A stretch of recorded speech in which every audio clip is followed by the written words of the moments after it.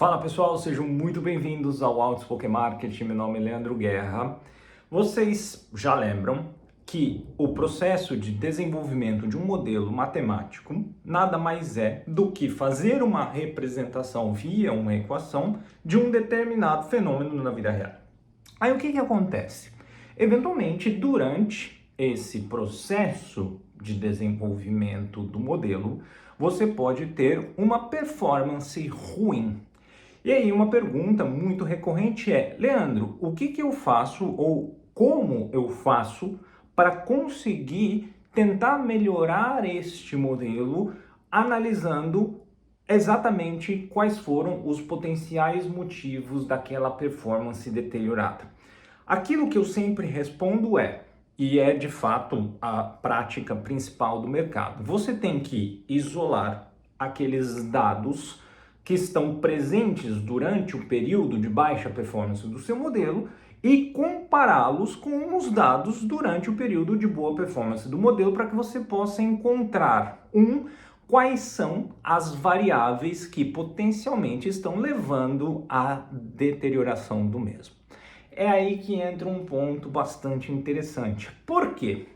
Porque o pessoal faz isso, faz aquilo que nós chamamos de análise bivariada ou univariada, ou seja, você analisar a variável de uma maneira isolada, que é univariável, ou ela com um alvo com uma outra, que é a bivariada, e aí você chegar a estas conclusões. Aí o pessoal geralmente faz isso, que de fato, como eu disse, é aquilo que tem que ser feito, retira, identifica uma variável ali que estava ruim, ou provocando aquele momento ruim do modelo, retira aquela variável, treina de novo e aí o modelo tem uma performance pior do que aquela anterior. Aí vem aquele ponto de interrogação gigante, porque o sujeito pensa com razão e fala: nossa, mas eu tirei aquele diacho da variável que em teoria ela era a causadora da má performance e agora o modelo todo foi pro buraco. O que aconteceu? Aconteceu um ponto que vocês não podem negligenciar, que é o fato que durante o processo de desenvolvimento, de treinamento, de aprendizagem do modelo, ele não só olha a performance individual de cada variável, mas como também a interação dessa variável com as demais compõe aquela performance final. Então essa análise que você tem que fazer não deve ser feita apenas de um ponto de vista único como esse. Eu identifiquei que a minha variável A era uma das principais causadoras, porque naquele período ruim, aquela variável A tinha uma média ou ela tinha um comportamento de distribuição completamente diferente dos demais. Então, por causa disso, eu identifiquei que ela era ruim. Tirei, o modelo ficou ruim, mas essa análise não leva em consideração que a iteração da variável A com a B, por exemplo, pode levar a uma performance superior do modelo em outros pontos. Isso acontece também com técnicas mais modernas, quando a gente fala de Shapley Values, por exemplo. Você faz ali o cálculo dos Shapley Values, aí você identifica aquelas variáveis com pouquíssima contribuição do modelo. Isso também acontece com Feature Importance. Aí você identifica aquelas variáveis com pouquíssima interferência no modelo, você retira o modelo todo, vai para o beijo. E aí é exatamente o mesmo processo acontecendo. O que isso mostra e como você resolve esse problema, que de fato é um problema? O que você tem que levar em consideração é o seguinte: o primeiro ponto, sim, são essas interações. Então você tem que, buscar entender qual que é a outra variável que está causando isso. Essa união de A com B que causa potencialmente aquele dano ou aquele benefício maior para o modelo é que de fato contribuem para tudo. Então você tem que achar uma forma que é fazendo mais feature engineering, ou seja, você trabalhando melhor a construção dessas variáveis para que você possa então chegar num modelo melhor. Quando eu faço o Shapley Values, eu tiro aquela variável que tem praticamente nenhuma contribuição e vai tudo mal. Exatamente. Em teoria, Shapley Values um pouco mais sofisticado levaria a essa interação, mas não é de fato aquilo que acontece na prática, tá? Uma forma muito boa de você minimizar esse risco, de você minimizar esse tipo de acontecimento, é você fazer o feature engineering através de árvores de decisão. Presta atenção nisso, que isso não está escrito em livro, isso não está escrito em aula nenhuma que não seja aqui no Outspoken Marketing. Quando você cria uma árvore de decisão simples mesmo, não estou falando de random forest, não estou falando de ensemble de árvores como gradient boosting, nada do tipo, tá? O que eu estou falando é, você cria uma árvore de decisão simples e aí você vai ter ali as suas regras. Ela necessariamente não tem que ser uma árvore muito profunda, pode ser uma árvore curta ali de um depth de 3, 4, no máximo 5, e você tem os seus ramos. Você usa aquilo que nada mais é do que se então daquelas variáveis como uma variável.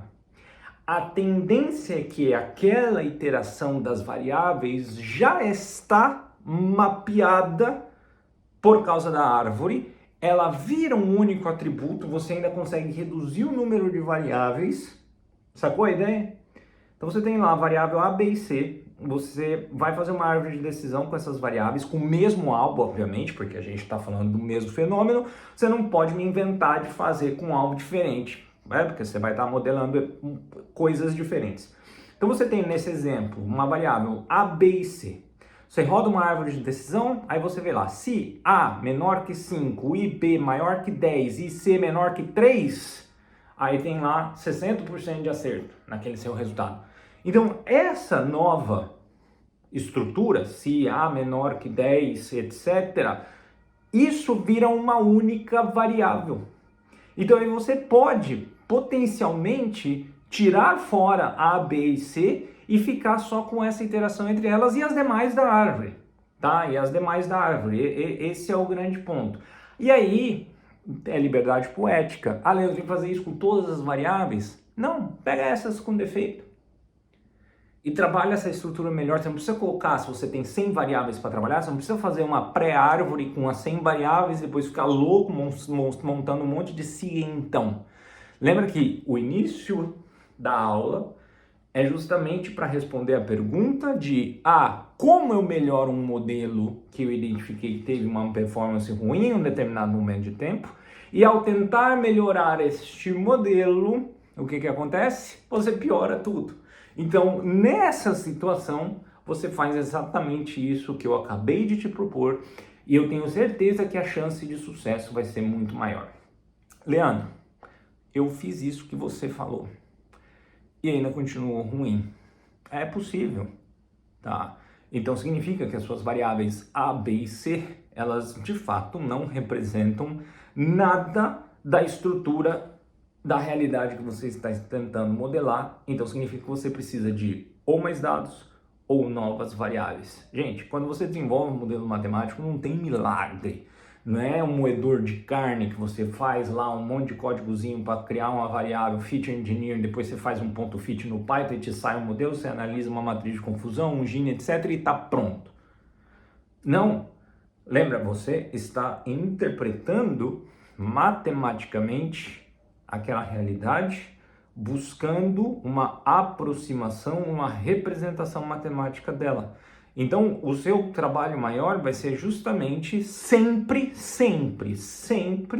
poderia falar aqui sempre por outros 20 minutos, 2 horas, podia ter um vídeo meu falando só sempre,